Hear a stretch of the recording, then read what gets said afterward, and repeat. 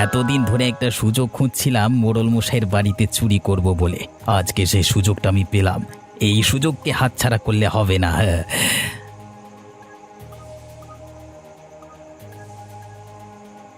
মোড়ল মশাই একটা চৌকিদার রেখেছে বটে, দিন রাত খালি চেয়ারে বসে ঘুমানো ছাড়া কিছু কাজ নেই। শুধু ঘুমাও আর মাস শেষ হয়ে গেলে বসে বসে মাইনে পাও। দাঁড়া বেটা, তোর আজকে হচ্ছে।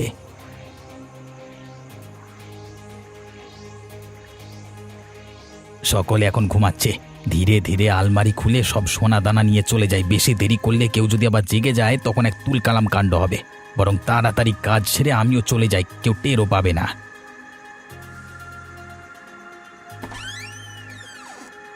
আরে এ কি, আমি কি দেখছি? এত সোনা দানা, তার থেকে আবার এতগুলো টাকা। আমাকে দেবার বড় লোক হওয়ার থেকে কেউ আটকাতে পারবে না। নি তাড়াতাড়ি এবার সোনা দানা টাকাগুলো ব্যাগের মধ্যে ভরে নিই।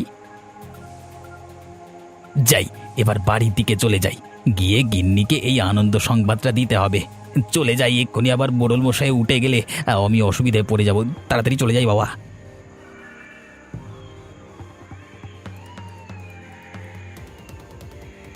এই যে দেখো, এখনো পড়ে পড়ে ঘুমাচ্ছি। চৌকিদারের দ্বারা কোনো কাজ হবে না। তুই শুধু একবার সকালটা হতে দে, তখন মোড়ল মশাই তোকে চেঁচাবি আর তুই বুঝতে পারবি যে আমি কেন রাতে ঘুমিয়েছিলাম।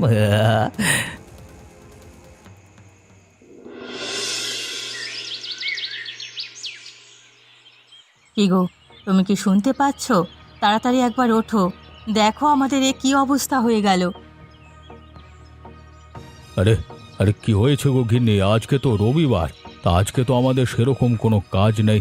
তাও তুমি আজকে সকাল সকাল আমাকে ডাকছো কেন বলো তো? একটু কি শান্তিতে ঘুমাতে দেবে না?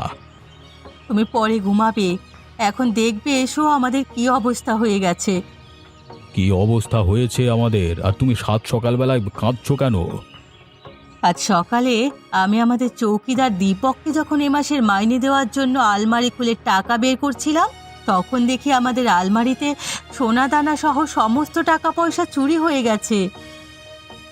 কি বলছো তুমি? এটা কখনই সম্ভব নয়। কই আমি দেখি তো আমাদের আলমারিতে টাকা পয়সা আছে কি নেই। হ্যাঁ হ্যাঁ, তুমি দেখো না, আমাদের সব শেষ হয়ে গেল। আরে তাই তো গো, আমাদের আলমারিটার কিছুই নেই। এবার আমাদের কি হবে গিন্নি? আমি এবার কিচ্ছু বুঝতে পারছি না, আমরা এবার কি খাবো? আমাদের টাকা পয়সাও চুরি হয়েছে, তাতে আমার কোনো দুঃখ নেই। আমার দুঃখ এতেই যে আমার বিয়ের সমস্ত সোনাদানাও চুরি হয়ে গেল। কি আর করবে বলো গিন্নি, আমাদের কপালে যা লেখা ছিল সেটাই হয়েছে। তবে আমাদের চৌকিদার থাকা সত্ত্বেও আমাদের বাড়ি থেকে চুরি হলো কিভাবে? নিশ্চয়ই দীপক কোনো কিছু ঘটিয়েছে, না হলে তো আমাদের বাড়িতে কেউ চুরি করতে আসতে পারবে না। ওর সাথে কথা বলতে হবে। মোড়ল মশাই, মোড়ল মশাই আমি আসবো। হ্যাঁ দীপক, তুই ঘরে আয়। মোড়ল মশাই, আমাকে আপনি ডাকলেন কেন এইভাবে? কেন ডাকলাম তোকে তুই বুঝতে পারছিস না? আবার আমি তোকে এটাও বলে দেব? মোড়ল মশাই, সত্যি আমি কিচ্ছু বুঝতে পারছি না। আপনি কি বলতে চাইছেন আমাকে একটু পরিষ্কার করে বলুন দেখি। সবার প্রথমে তুই আগে বল, তুই কালকে রাতে কি করছিলিস দীপক? আমি আবার কি করব মোড়ল মশাই?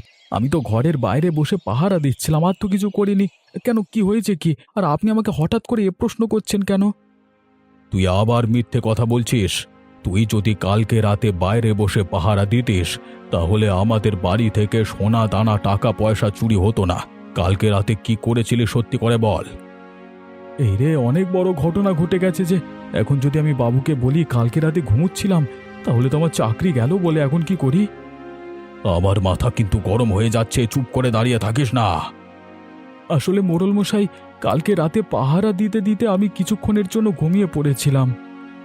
ও, তার মানে আমি আমার বাড়িতে দুধ দিয়ে কালসাপ পুষছি? হ্যাঁ, তোর মতো চৌকিদার যদি আমার বাড়িতে থাকে তাহলে তো দুদিনই আমরা ভিখিরি হয়ে যাব। মোড়ল মশাই, আপনি এভাবে বলবেন না, আমার ভুল হয়ে গেছে। এভাবে বলবেন না মানে? তোকে আমি এতক্ষণ ভালোভাবে বলছি, অন্য কেউ যদি লোক হতো তাহলে তোকে তো ঘাড় ধাক্কা দিয়ে বাড়ি থেকে বের করে দিত রে। আর তুই এরকম কাজ করতে করতে ঘুমিয়ে পড়ছিস।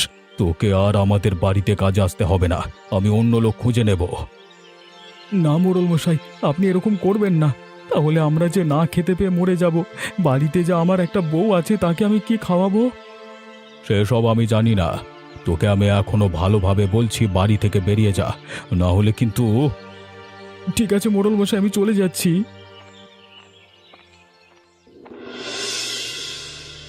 আসুন আসুন, আমার দোকানে আসুন, তাজা তাজা খাসির মাংস নিয়ে যান, আসুন আসুন।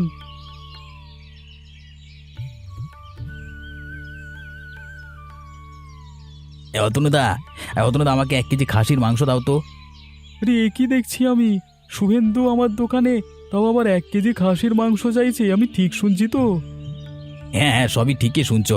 আমার বেশি সময় নেই, তুমি তাড়াতাড়ি আমাকে খাসির মাংস দাও তো। ঠিক আছে ঠিক আছে, তুই একটুখানি দাঁড়া, আমি তোকে খাসির মাংস দিচ্ছি। হ্যাঁ হ্যাঁ, তাড়াতাড়ি দিও। আমাকে আবার বাড়ির দিকে যেতে হবে, অনেক কাজ আছে। এই নে তোর মাংস, আমার 500 টাকা হয়েছে। ঠিক আছে অতনুদা, আমি এখন আসছি।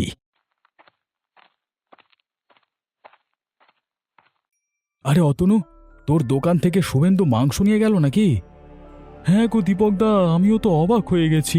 আরে যার কিনা বাড়িতে নুন আনতে পান্তা ফুরোয়, সেই কিনা আবার খাসির মাংস কিনতে এসেছে, তাও আবার 1 কেজি। ও, তার মানে আমি বুঝতে পেরেছি যে মোড়ল মশাইয়ের বাড়িতে কে চুরিটা করেছে। তাই তো ভাবি যে শুভেন্দুর কাছে এত টাকা এলো কি করে। কি বলছো দীপকদা? না রে অতনু, কিছু নয়। আমি এখন আসছি রে, তোর সাথে আমি পরে কথা বলবো, একটা কাজ মনে পড়ে গেছে। ঠিক আছে দীপকদা, তুমি তাহলে যাও, অন্য সময় আড্ডা দেবক্ষণ, কেমন?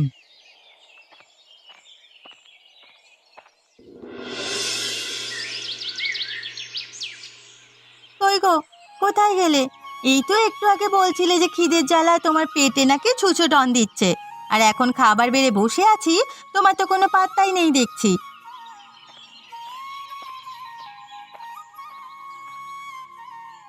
আরে এই তো গিন্নি, আমি চলে এসেছি। দাও দাও, এবার আমাকে তাড়াতাড়ি খেতে দাও। ওই যে তোমার সামনেই তো খাবার রাখা আছে, এবার তাড়াতাড়ি খেয়ে নাও। জানো গিন্নি, আজকে বাজারে কি হয়েছে? কি হয়েছে গো? তাহলে শোনো।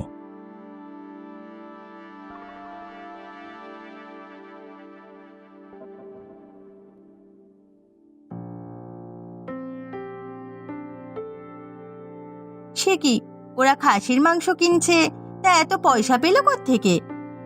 আমার দৃঢ় বিশ্বাস, মোড়ল মশাইয়ের বাড়ি থেকে যে সোনাদানা চুরি হয়েছে, এর পেছনে শুভেন্দুরই হাত আছে। নইলে এক রাতের মধ্যে ওরা এত বড় লোক হবে কি করে?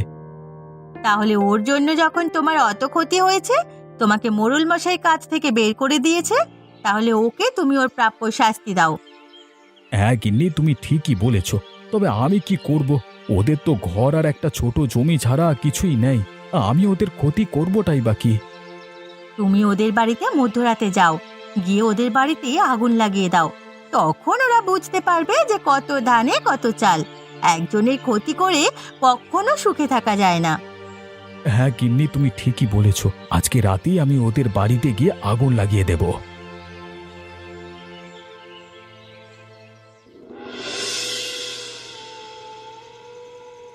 আজকে তোরা বুঝবি আমার পেছনে লাগবার ফল কত খারাপ হয়।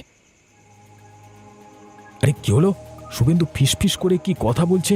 কথাগুলো শুনতে হবে তো। দেখলে তো গিন্নি, আমরা কেমন এক রাতের মধ্যেই বড়লোক হয়ে গেলাম। আরে তোমার অনেক দিনের ইচ্ছে ছিল একটা সোনার হার গড়াবে, আংটি পরবে। দেখো, তোমার জন্য সমস্ত কিছু নিয়ে আমি চলে এসেছি। এইসব তুমি আমার জন্য এনেছো? সে ঠিক আছে, কিন্তু এগুলো তো সমস্ত কিছুই চুরি করা। এগুলো তো তুমি নিজে সৎ পথে রোজগার করে আমার জন্য আনোনি। সৎ পথে আনি কিংবা চুরি করে আনি, তোমার জন্য এনেছি, এটাই অনেক। কিন্তু তুমি চুরি করে বেশি দিন সুখী থাকতে পারবে না। ওপরওয়ালা আছেন, ওপরওয়ালা সবই দেখছেন। ওপরওয়ালা একদিন তোমাকে ঠিক শাস্তি দেবেন, তখন তুমি বুঝতে পারবে। ওপরওয়ালা আবার শাস্তি দেবে? সে দেখাই যাবে শাস্তি দেয় কি না। তাহলে আমি যেটা আন্দাজ করেছিলাম সেটাই সত্যি। দেখ বেটা, এবার তোর কি হয়। তোকে এবার আমার হাত থেকে আর কেউ বাঁচাতে পারবে না।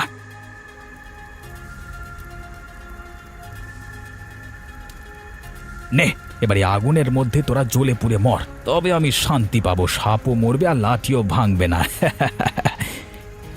আরে আরে কে কে আমাদের বাড়ির বাইরে থেকে সমস্ত কথা শুনছে? কে আমাদের বাড়িতে কে আগুন লাগিয়ে দিল? ধর তো বেটাকে, ধর ধর। আরে আমাকে দেখে ফেললো নাকি? পালাই পালাই, ওরে বাবা!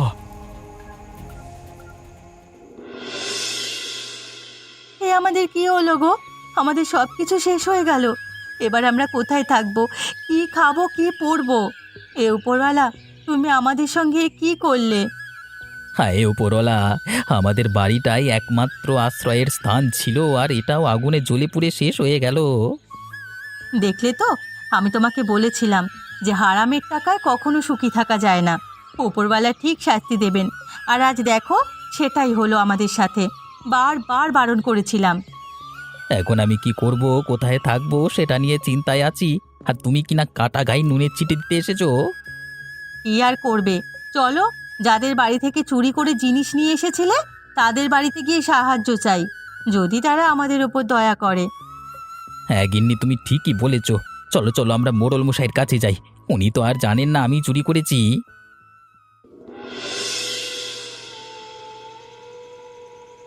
গিন্নি, আমার মনে একটা প্রশ্ন জাগলো। কি প্রশ্ন গো, আমাকে বলো। সেদিন রাতে আমাদের বাড়িতে যে আগুন লাগাতে এসেছিল, সে তো দেখেছে যে আমরা তাকে দেখে ফেলেছি, কিন্তু আমরা তো ভালোভাবে তাকে দেখতে পাইনি। হ্যাঁ, তাতে কি হয়েছে? আমরা প্রাণে বেঁচে গেছি, এটাই তো অনেক। না গো, কথাটা সেটা নয়। আসলে সে তো দেখেছে যে আমরা আগুনে মরে যাইনি, কোনো ক্রমে আমরা আগুন থেকে বেঁচে গেছি। তবে আমার দৃঢ় বিশ্বাস, সে আবার আমাদের মারবার জন্য আমাদের এ বাড়িতে আসতে পারে। তাই আমাদের আজকে রাতে সতর্ক থাকতে হবে। হ্যাঁ গো, তুমি ঠিক বলেছ। প্রথমে একবার যখন আমাদের মারতে পারেনি, তখন দ্বিতীয়বারও আমাদের মারতে আসতেই পারে। কিন্তু এইবারে তাকে আমাদের হাতে নাতে ধরতেই হবে। গিন্নি, আজকে রাতে তুমি যেমন শুয়ে থাকো সেরকমই শুয়ে থাকবে। আর আজকে আমি রাতে ঘরের বাইরে লুকিয়ে বসে থাকবো। দেখবো যে আমাদের বাড়িতে আমাদেরকে মারবার জন্য কে আসে, এবং তাকে হাতে নাতে ধরবো। কিন্তু তোমার যদি কিছু হয়ে যায়, তখন আমার কি হবে? ও নিয়ে তুমি এত চিন্তা করো না, আমার কিচ্ছু হবে না।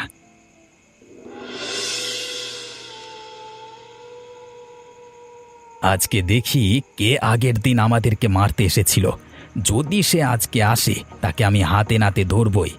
বারে বারে ঘুঘু তুমি খেয়ে যাও ধান, এইবারে এলে তোমার বধিব পরাণ।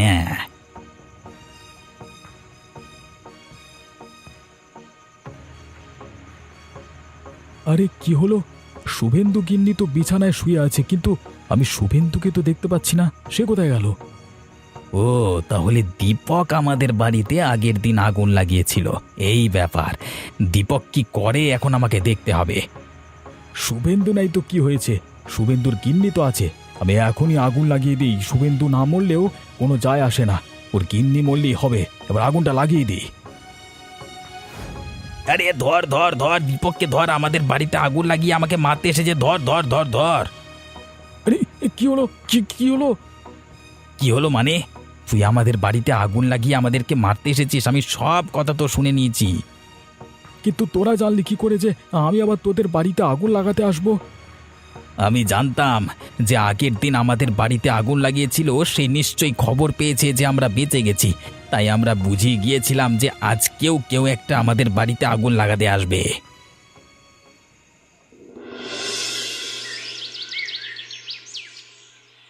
মোড়ল মশাই, মোড়ল মশাই, আপনি বাড়িতে আছেন? আপনার সাথে একটু দরকারি কথা ছিল। আরে কি হয়েছে শুভেন্দু? এই সাত সকালে আমাদের বাড়িতে কি করতে এসেছিস? তুই দীপককে কেন ধরে আছিস? জানেন মোড়ল মশাই, সেদিনকে যে আমাদের বাড়িতে আগুন লাগিয়েছিল সে হচ্ছে দীপক। কালকে রাতেও দীপক আগুন লাগাতে এসেছিল, কিন্তু হাতে নাতে ধরা পড়ে গেছে। ছি দীপক, ছি! তোকে আমি আমার বাড়ির চৌকিদার বানিয়েছিলাম, আমার ভেবেই লজ্জা লাগছে রে। ইস! মোড়ল মশাই, আপনি কি একটা উচিত শিক্ষা দিন তো। মোড়ল মশাই, এবার আমি আপনাকে একটা কথা বলতে চাই। কি বলবি বল। সেদিন যে আপনার বাড়ি থেকে সোনা দানা এবং টাকা পয়সা চুরি হয়ে গেছিল, সে সমস্ত কিছু কে চুরি করেছে আপনি জানেন? না, আমি তো কিছু জানি না। আমি বলছি, আসল চোর আমাদের সামনেই দাঁড়িয়ে আছে, আর সে হলো শুভেন্দু। শুভেন্দু আপনার বাড়ি থেকে চুরি করে সমস্ত টাকা পয়সা নিয়ে গিয়েছিল। কে? শুভেন্দু আমার বাড়ি থেকে সোনা দানা টাকা পয়সা চুরি করে নিয়ে গেছিলিস কিরে? হ্যাঁ মোড়ল মশাই, এই সমস্ত কথা আমি শুভেন্দুর মুখ থেকে নিজের কানে শুনেছি। আর এর প্রতিশোধ নেওয়ার জন্যই আমি ওদের বাড়িতে আগুন লাগিয়ে ওদেরকে মেরে ফেলার চেষ্টা করেছিলাম। মোড়ল মশাই, ভুল হয়ে গেছে, আমাকে ক্ষমা করে দিন। আমি আর এরকম কাজ কখনো করব না। আমি তোকে ক্ষমা করে দিতে পারি শুভেন্দু, তবে তুই যত টাকা এবং সোনা দানা সমস্ত কিছু চুরি করেছিলিস সেগুলো তুই সৎ পথে ইনকাম করে আমাকে যদি সমস্ত কিছু দিতে পারিস তাহলেই আমি তোকে ক্ষমা করে দেব। ঠিক আছে মোড়ল মশাই, আমাকে কিছুদিনের জন্য সুযোগ দিন। আমি সৎ পথে রোজগার করে আপনাকে সমস্ত টাকা ফিরিয়ে দেব। মোড়ল মশাইকে তো বলে দিলাম যে আমি তার সমস্ত টাকা শোধ করে দেব, কিন্তু আমি কিভাবে শোধ করব কিছুই তো বুঝতে পারছি না। আমি তোমাকে বারবার বলেছিলাম যে এইরকম কাজ তুমি করো না, সে তুমি শুনলে না। এখন তুমি বোঝো কি করবে। গিন্নি, তুমি যদি এই সময় আমার পাশে না থাকো তো কে থাকবে? আমাকে কিছু একটা উপায় বের করে সাহায্য করো। আমার মাথায় একটা বুদ্ধি এসেছে, তবে সেটা যদি আমরা ঠিকঠাকভাবে কাজে লাগাতে পারি তাহলে হয়তো আমরা মোড়ল মশাইয়ের সমস্ত টাকা শোধ করে দিতে পারবো। কি বুদ্ধি গিন্নি, আমাকে একটু বলো। আমাদের তো অল্প জমিতে কচু চাষ করা হয়েছিল, আর সেই কচু তো আলুর থেকেও অনেক কম দাম। হ্যাঁ, কম দাম তো। সেগুলো বিক্রি করেও তো আমার ভালো টাকা রোজগার করতে পারবো না আমরা। হ্যাঁ, কি করে মোড়ল মশাইকে টাকাটা শোধ করব চিন্তা হচ্ছে গো। আরে আমার কথাটা তো শোনো, আমরা বরং একটা ফুচকার দোকান খুলি, আর সেখানে আলুর বদলে আমরা কচু ব্যবহার করি। তাহলে আমাদের কম খরচে কচু দিয়ে আমরা আলুর জায়গাটা পূরণ করে দিতে পারবো। আরে হ্যাঁ, তুমি তো একদম ভালো বুদ্ধি দিয়েছো। এটা যদি আমরা ভালোভাবে কাজে লাগাতে পারি তাহলে তো আমাদের অনেক টাকা রোজগার হবে। তাহলে তোমাকে আর বলছি কি, আমাদের গ্রামেও তো সেই রকম ফুচকা বিক্রি হয় না। আমরাই প্রথম ফুচকা বিক্রি করব। আশা করছি ভালোই লাভ হবে। ঠিক আছে গিন্নি, তাহলে আমরা কালকে থেকেই বাজারে ফুচকা বিক্রি করা শুরু করব।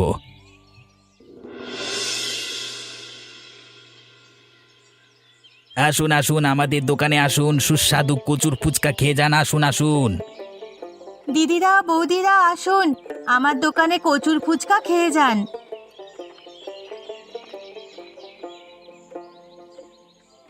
আরে শুভেন্দুদা, তুমি যে সেদিন আমার থেকে মাংস নেওয়ার সময় বললে আমার প্রচুর পয়সা, তাহলে তুমি এখন ফুচকা নিয়ে বসেছো কেন বাজারে? হ্যাঁ, সে আমি যাই করি তাতে তোর কি? তুই তোর কাজ কর, আমি আমার কাজ করি। আমাকে বিরক্ত করিস না তো ধান্দার সময়। না না, বিরক্ত করতে আসিনি। আসলে শুনলাম তো যে তুমি কচুর ফুচকা বিক্রি করছো, সেই জন্য তোমার দোকানে এলাম। আজকালকার দিনে আবার কচুর ফুচকা পাওয়া যাচ্ছে ভাবলেও হাসি পায়। দেখ, তোকে ভালো কথা বলছি, চলে যা আমার দোকানের সামনে থেকে, না হলে তোকে আমি ঘাড় ধরে দোকানের সামনে থেকে সরিয়ে দিতে বাধ্য হব। তুই যদি ফুচকা খাস তাহলে আমার দোকানের সামনে দাঁড়া, নইলে চলে যা। না না বাবা, আমি এসব ফুচকা খাবো না। কখন খেয়ে কি যে হয়ে যাবে কেউ কি বলতে পারে? তোমাদের ফুচকা তোমরাই খাও, তোমাদের দোকানে কেউই ফুচকা খেতে আসবে না। কে বললো কেউ ফুচকা খেতে আসবে না? দেখতে পাচ্ছিস না লোকেরা ভিড় করে ফুচকা খাচ্ছে, আর তুই বলছিস কিনা ফুচকা বিক্রি হবে না? যা তো এখান থেকে, তুই তোর কাজ কর, আমি আমার কাজ করি, যত সব। ধ্যাৎ।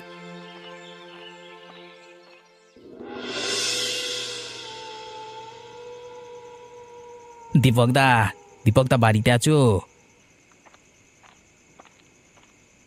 আরে এ কি রে, তুই আর তোর গিন্নি আমার বাড়িতে সন্ধেবেলায় কি করতে এসেছিস? আসলে দীপকদা, তোমার কাছে ক্ষমা চাইতে এসেছি। আমার জন্য তো তোমাকে মোড়ল মশাই কাজ থেকে বের করে দিয়েছে, পারলে ক্ষমা করে দিও। আরে না রে, সেসব আমি কিছু মনে করিনি। তুইও আমাকে ক্ষমা করে দে। আমি প্রতিশোধ নেওয়ার জন্য, তোদেরকে মারবার জন্য আমি বাড়িতে আগুন লাগিয়ে দিয়েছিলাম। জানো, আমি আর আমার স্ত্রী মিলে বাজারে ফুচকা বিক্রি করছিলাম, তাও আবার কচুর ফুচকা। লোকে অনেক ভিড় করে খেয়েছে এবং আমাদের দোকানের নাম দিয়েছে কাকিমার কচুর ফুচকা। তাই নাকি? তা আমাদের জন্য কচুর ফুচকা আনতে পারলি না? আমরাও খেয়ে দেখতাম যে কেমন খেতে হয়েছে কচুর ফুচকা। সে চিন্তা করো না, তোমাদের জন্য পরে একদিন নিয়ে আসবো। তা তোমাদের ধন্যবাদ দিতে এলাম। শুধুমাত্র তোমাদের জন্যই আমরা আজকে সৎ পথে রোজগার করতে পারছি। তোমাদেরকে ধন্যবাদ গো। আমাকে ধন্যবাদ দিয়ে কিছু হবে না, ওপরওয়ালাকে ধন্যবাদ দে। উনিই তো সৃষ্টির কর্তা, ওনাকে ধন্যবাদ দিলেই হবে। আশা করি খুব তাড়াতাড়ি তোরা মোড়ল মশাইয়ের টাকাটা শোধ করে দিবি। হ্যাঁ, এইভাবে দোকান চলতে থাকলে খুব শীঘ্রই শোধ হয়ে যাবে। ওপরওয়ালার কাছে একটাই প্রার্থনা, আর যেন আমাদের কোনো ক্ষতি না করে। এমনই মজার মজার গল্প দেখতে আমাদের চ্যানেলকে সাবস্ক্রাইব করতে ভুলবেন না।